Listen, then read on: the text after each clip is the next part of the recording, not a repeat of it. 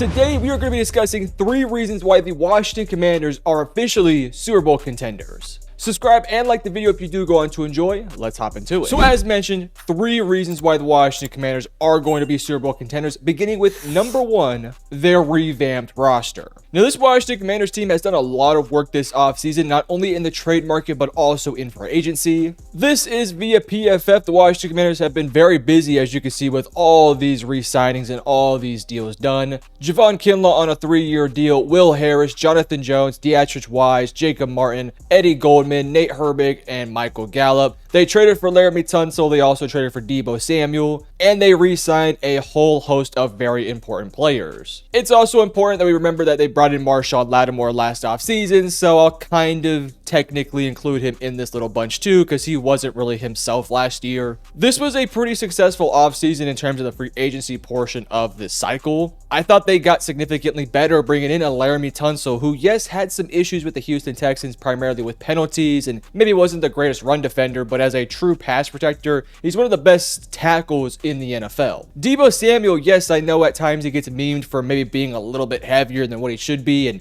not having that same explosivity of, his former 2021, 2020 self. But I still think Deebo Samuel is a fun player to add to this offense. He isn't a McLaurin clone. He isn't very similar to what this team already had. You use Deebo Samuel in a variety of unique ways, and I think you can really get a lot out of him. Utilizing him as a gadget guy, a slot guy, somebody who can primarily work in the screen game and can do a lot of fun things in the backfield. That's kind of what you're getting with Deebo. And when you have a guy like Deebo, and you have the running backs you have, and you have, of course, Jaden Daniels, there's so many variety and things to do in this offense that makes this offense one of the harder offenses to actually stop. So while I don't think Deebo Samuel is his former self and is going to be anything really to be too worried about if you're an opposing defense, he gives you one more thing to have to consider. In the past, it was just, okay, is it going to be a Jaden Daniels RPO? Is it going to be a play action? Is he going to hand the ball off? Or is Jaden going to keep it? Now you also throw in the addition of, well, we also have Deebo Samuel who can be used in a variety of different ways. So while I don't think they really needed to make the Deebo Samuel move, I don't really think they gave up anything of too importance, so I kind of felt like it was a fine move. Javon Kinlaw was a fun addition in the interior defensive line. He obviously was a first-round pick a few years ago.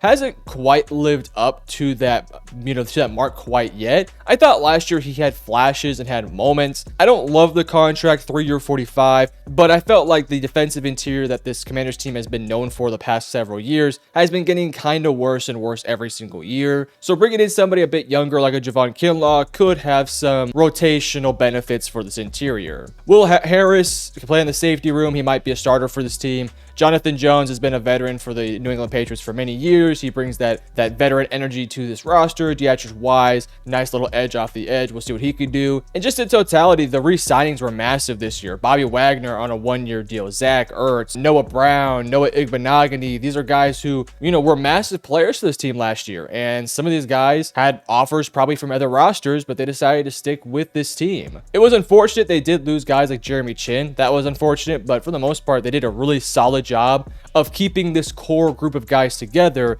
while also adding in some additional pieces as well. And then we get to their NFL draft, where they start off with Josh Connerly, Trey Amos, Jalen Lane, Kane Medrano, and Ja'Cory Krosky-Merritt. Apologize if I said any of those names wrong. So let's be honest here, only 5 picks in this draft, so clearly not a massive haul of superstar potential. They also had a late first, a late second, so of course they were not able to bring in the upper echelon names. They did not get a Travis Hunter or a Quinshaw Judkins or anything like that, which is fine. I feel like for what this team did in free agency, they did not have too many massive issues they seriously had to address. So we'll begin with the Josh Connerly pick. Now, when this pick happened, I was not the biggest fan of this pick. And even to this day, I'm still not like the biggest fan of this pick because I felt like this team had maybe some bigger needs left over that they did not quite yet address. However, I do think Josh Connerly is a long-term play that could have potentially long-term benefits. I think he'll probably just primarily play as like a swing tackle this year, depending on what they want to do with Andrew Wiley. If maybe he plays guard for a little bit with Cosme's injury, maybe he plays tackle. We'll just have to wait and see. The reason why I did not love this pick is because I felt like this was already a unit that had answers and had solutions already on the roster and ready to go. You bring in Laramie Tunsil, who was a massive addition at left tackle. You can now move Brandon Coleman around, who was your tackle starter last year, and he can also play inside and potentially even play right tackle. He was a rookie last year, and I thought he showed some glimpses of being a solid player. Obviously, Tyler Biadasz up the middle. You obviously had Andrew Wiley. Sam Cosby's injured. We'll see if he can return. And then, of course, Nick Allegretti is your left guard, but that was, I guess, where Brandon Coleman could potentially replace him. So when you bring in a Josh Connolly, it's hard to kind of see his fit in year one for this roster when everyone is fully healthy. Now, the nice thing is Josh Connolly is young, and you have some older guys in this offensive line that you're not too sure if they're a part of your long-term plan. So Connolly could be your long-term starting tackle. I just felt like, me personally, this team had bigger issues outside of the tackle room that I would have preferred to see them address in a more serious direction. But again, it was not like the worst pick in the world. I just thought that there's maybe something a little bit better available. Then in round 2, Trey Amos. And listen, Trey Amos was a heck of a player for Ole Miss, played for Bama for a few years. This was a secondary for Washington that took steps forward last year with Mike Sainristil. Noah Igbenogany made some plays. Of course, you bring in Marshawn Lattimore. You also bring in Jonathan Jones. So they had a number of cornerbacks you felt pretty solid about. But with Marshawn Lattimore being a little bit older, coming off an injury, and last year just did not quite look right, I can kind of understand why you would maybe want to look for a long-term replacement with Trey Amos. There's also always going to be the question marks of, was Noah Igbenogany that good last year, or was he maybe perhaps overperforming given who he's been throughout his career besides last year? And just in general, when you have a guy like Trey Amos, if he steps in there day one and just balls and becomes your starting outside corner opposite of Lattimore, you can move Mike Sainristil inside to play a bit more of a slot corner, where I think he's probably better suited at. The nice thing about this secondary with the addition of Trey Amos is you have a bunch of numbers, a bunch of variety, and last year we obviously saw the benefits of having some variety and some depth options with Noah Igbenogany, somebody who kind of came in as an afterthought, ended up actually playing kind of a big role for this defense. So now you have a lot of variety with Jonathan Jones, Trey Amos, Noah, Mike Sainristil, and Marshawn Lattimore, to where you can kind of just throw those guys out there and always have fresh bodies on the field. This was a secondary for Washington that a few years ago was really weak, and now I think it's one of potentially a bit more of like a strength for this unit if we suppose that Amos does pan out and Noah Igbenogany just continues to elevate his game. So within their first 2 picks, I'm not like the biggest fans of the picks, but I think both players will be impactful guys long term. I still would have liked to have seen potentially an edge rusher taken or maybe another receiver taken, but I don't know. I guess they kind of felt okay with the rooms they already had. In round 4, you took Jalen Lane, and Jalen Lane is a bit more of a slot guy. He's a little bit undersized, but the dude can just straight up run. I would not be surprised if he ends up being your starting slot player this year. It could be him. It could be Luke McCaffrey. You obviously have Terry, who's going to play on the outside. I know he's dealing with a contract situation, but I'm pretty sure that deal will get done here soon. Debo can be a bit more of a gadget guy, can be used in a lot of fun different ways. Obviously, Noah Brown is a solid receiver, but I'm not banking on Noah Brown getting me 1,000 yards or 800 yards. If I can get like 500 to 600 from Noah, that's sweet. But I do think Jalen Lane can be a bit more of like your starting slot receiver. And with Jaden Daniels' habit of getting the ball out early, I think Jalen Lane could be a beneficiary of that. I also would have liked to have seen this team maybe take a bit of a bigger swing at tight end, just because Zach Ertz he's older at this point. He was great last year and is still an awesome tight end, but is a little bit older. So that is reason number 1. My second reason as to why I think the Washington Commanders will be Super Bowl contenders this year, Jaden Daniels is only going to get better. Jaden Daniels is a young quarterback. Obviously, last year was his rookie season, and I thought that as the year went on, Daniels got more and more confident, more and more comfortable, and he just was incredible last year. Won, obviously, Offensive Rookie of the Year, led his team, a team that frankly had no business being in the NFC Championship game. He led them all the way there, and yes, the Eagles put a beat down on him, but the fact they even got there was massively impressive. And I thought Jaden Daniels' poise through that postseason run was even more impressive. The fact that he was dotting up that banged up Lions defense and made them look silly every single possession. And he had some moments against the Eagles that, even though obviously the moment was a little bit too big for him and just for the roster in general, I still thought Jaden made some plays out there that looked really sweet. Again, this was a Commanders team, and I mean this with all due respect. I know some Commanders fans might push back on me with this one, but hear me out with this one. I thought Jaden Daniels elevated this roster way past the talent on their team should have gone. This was a roster last year that, yes, had some pieces and yes, could have been a playoff contender, but I don't think anyone was looking at this roster prior to Jaden Daniels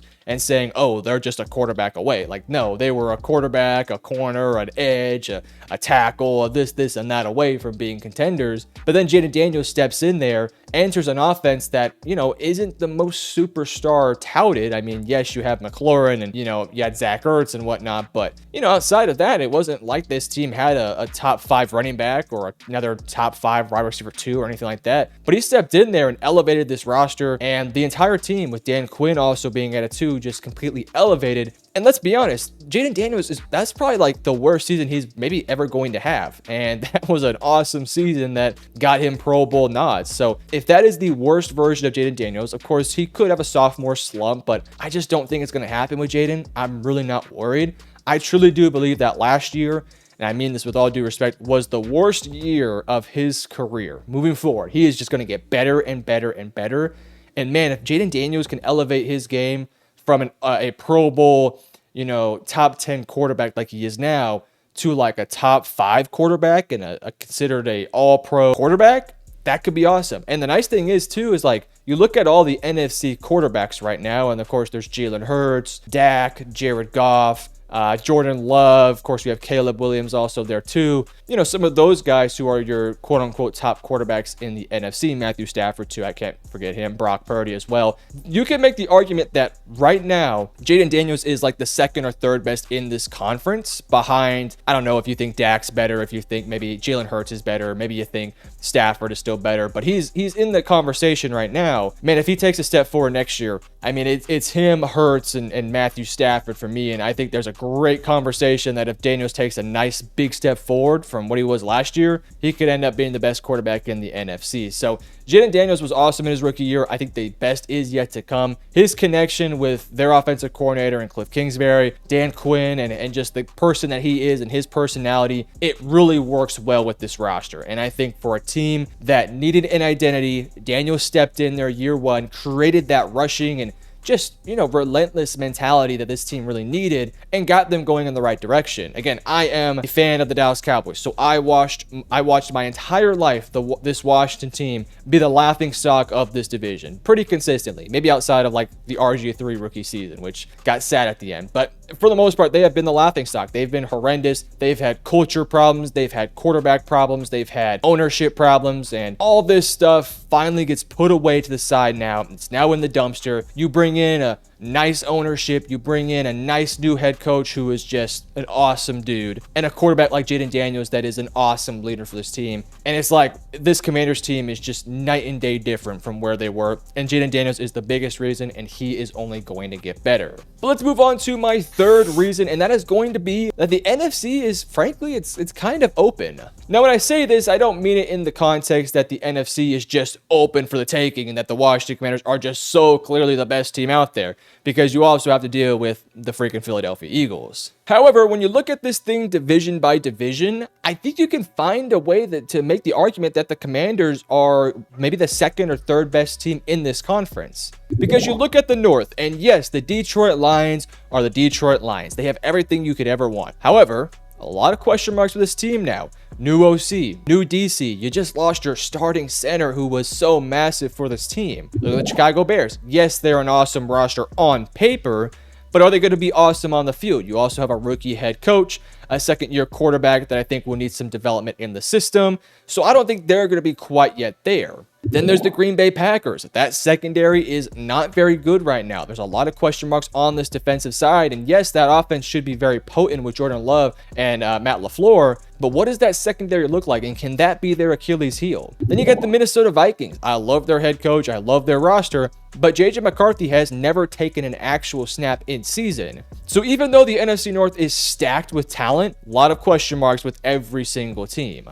NFC South. Yes, I like the Falcons. Yes, I think Michael Penix Jr. could be the answer there. But is he ready to get this team from where they were last year to becoming potential playoff and, championship contenders? I think they're maybe 2 to 3 years away from that. Carolina. Awesome roster that's definitely improving, but they're not there yet either. New Orleans, rebuilding team, new quarterback. new head coach. I think it's going to take them a couple years. Tampa Bay is a fun team, and boy, are they competitive as hell. And boy, do they have a pretty overall stacked roster with a lot of pieces. But can this team take that next step? They've been able to get to the first round. They've been able to get, pretty far in the playoffs, but they haven't gotten to that NFC Championship game yet. And they haven't really ever truly felt like championship contenders. Could this be their year? We'll have to wait and see. The Dallas Cowboys in the NFC East. I'm, of course, a Cowboys fan, so you know me, I'm very biased. But this team dealt with a ton of injuries last year. This team is recovering from a lot of injuries. The offensive line is super duper young. And sure, you had a GP and next to CD, but what does the running game look like? So a lot of question marks with the Cowboys.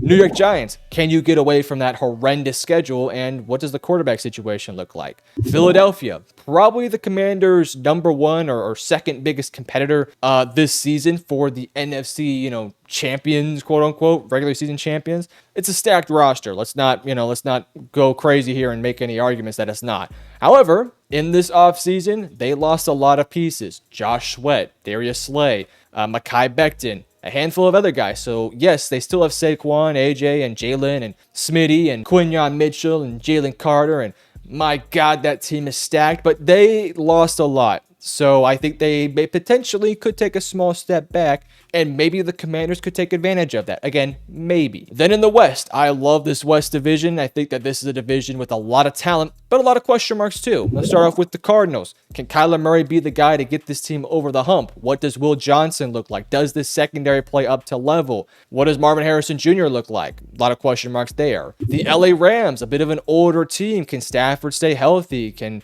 Puka Nacua stay healthy? What does this secondary look like? A lot of question marks there. I still think they're probably my second or first favorite to win the division, to win the conference, but some question marks. San Francisco, what does this team look like now that they are just completely missing some of those former stars? No Dre Greenlaw, no Talanoa Hufanga.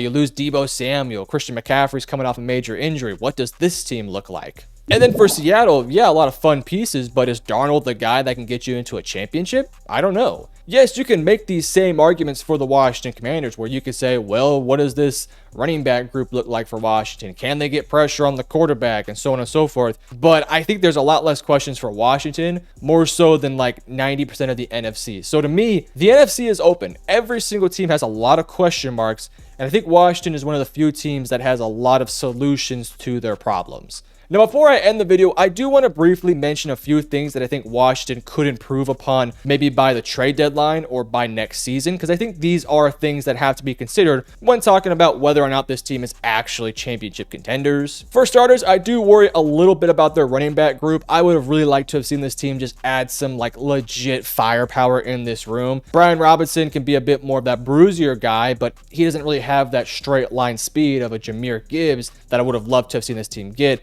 Eckler, for all the great things he did last year, he's just getting up there in age, so I have to worry about that. I don't really worry too much about the receiving core. I don't worry too much about tight end core. Defensively, I do worry about this edge rushing room a little bit. Dorrance Armstrong can get you 6 to 7 sacks, but he's not a 10+ sack a season guy. The interior, you're hoping for Johnny Newton to take a big step forward. Deatrich Wise can get you a few sacks, but he's not like a go-to pass rusher. Same with Cleveland Farrell, just not somebody that can get you, 5+ sacks. So I do think this defensive line is missing a go-to pass rusher, but you also do have Frankie Louvu who can get to the quarterback. So frankly, for a team that overperformed last year, we could potentially see this team kind of take a bit of a step back in the regular season next year. But when it comes down to it, when it gets to the playoffs, I have a hard time betting against Jaden Daniels. I think this team is championship contenders. I hope that they are aggressive in fixing some of the issues by the trade deadline. Like when it gets to, I don't know when the trade deadline is, when it gets to like week 8, if that's when it is, or around that time, and this team is having a hard time running the football effectively and they're just not getting pressure on a quarterback, I hope they're really a bit more aggressive in trying to make those trades to get this roster better, because I do think that there is a pathway for this Commanders team to make it into a Super Bowl spot, because this is an NFC that is frankly open. When you have Jaden Daniels, especially if he does not have a sophomore slump, if he continues to develop, this team is really talented. It's just missing some really key spots that if they can address by the trade deadline when they are fully healthy and fully going, I think this team could be awesome. But Commanders fans, let me know in the comment section below, what are your thoughts on the 2025 Commanders? Will they win the Super Bowl? Let me know down below. And if you enjoyed, hit the like and subscribe button. Love you guys. Peace.